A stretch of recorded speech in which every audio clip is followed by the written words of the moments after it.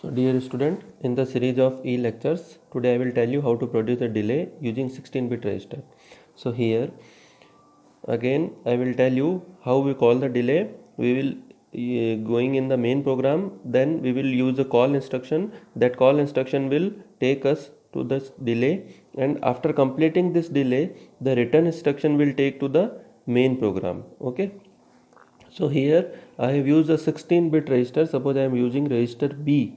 Okay, register BC, because I have used LXI instruction. X indicates that it is a BC register. Okay, so LXI B, and I put the count. So as I did in this 8-bit register, I have taken highest count. So here also I am taking highest count, means a 16-bit number is FFFF. Okay, so now using this instruction, this FFFF will be moved into BC register. So B will containing FF and C is also containing FF. Okay, now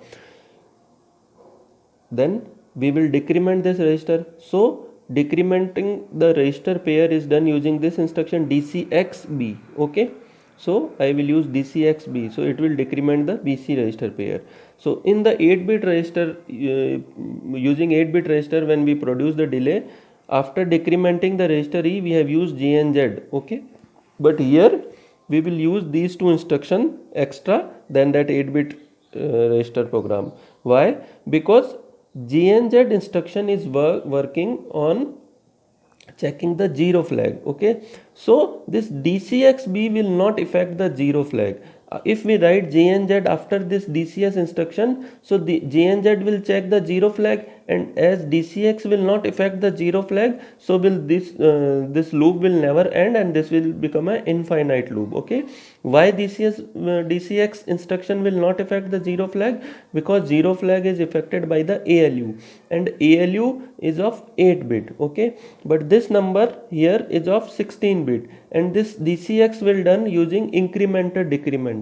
Okay, so incrementer decremental will not affect the flag registers. Okay, so using JNZ after immediately after this DCS instruction will not work, because JNZ will check the zero flag, and once zero flag is not zero, this will run this loop for infinite number of times.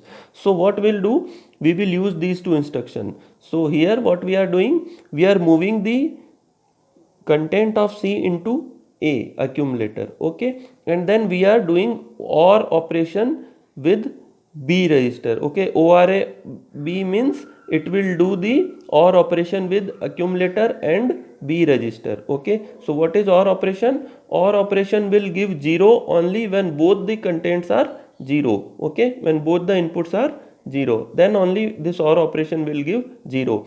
So this OR operation will affect the 0 flag. When it will affect the 0 flag?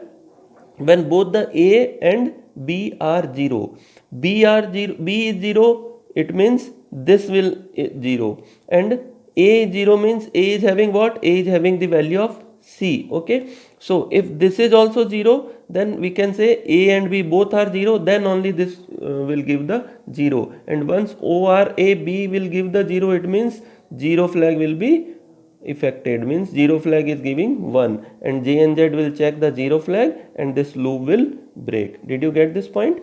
That's why we have not used JNZ immediately after this DCS instruction. Okay, we have used move A comma C and ORA B. You can use like this also, move A comma B and ORA C. Okay, this will be the same. Okay, because what we are doing, we are doing ORing between B and C, but we cannot directly OR B and C. So one of the register content will be moved into A. So here I have moved content of C into A, but you can choose content of B that can be moved into A, and then this instruction will be done with C. Okay, did you get this point? Now we will check the T states. So here this is a 3-byte instruction, 1 byte for this opcode fetch, 1 byte for higher address, 1 byte for lower address. So it required 10 T state. DCXB, it is a 1-byte instruction, and it is stored somewhere in the memory. Opcode for this instruction will be stored. Okay, so it require only one memory cycle opcode fetch. Okay, but that opcode fetch is of 6 T state. I have explained opcode fetch for 6t state in the call instruction. The same thing is happened here, that DCXB means BC pair is decrementing. So BC pair is decrementing using incrementer decrementer, but that incrementer decrementer is busy while incrementing the PC because this program is running at that time. So it require 2 extra state in the opcode fetch cycle, so that the incrementer decrementer is free while these two states T5 and T6 in the opcode fetch, and then it will decrement the BC register pair. That's why opcode fetch for this instruction DCX is of 6t state.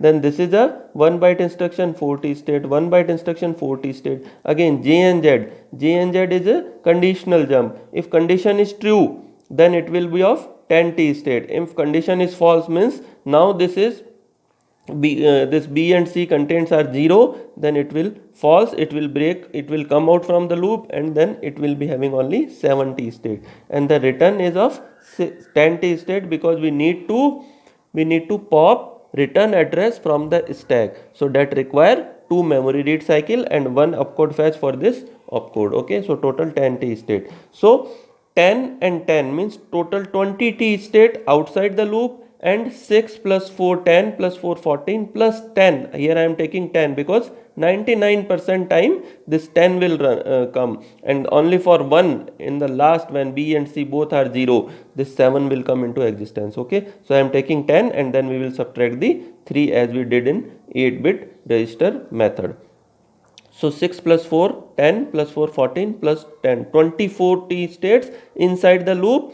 So here what total delay, I have directly written total delay 20 into t. T is clock period, assuming that we are running this microprocessor at 3 megahertz. Okay, so clock period is 0.33 microsecond. So 20 t states plus 24 t into, what is this? This is the count. Okay, so here F is the hexadecimal count. When we convert this, this will become 65535. Okay, so minus 3t state. So here I have put the value of t, 20 into 0.33 microsecond, 24 into 0.33 microsecond into 65535 minus 3 into 0.33 microsecond.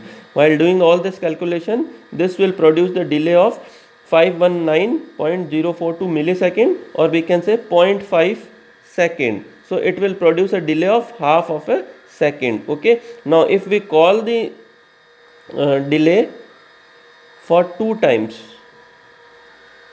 like this, so it will produce the total delay of 1 second.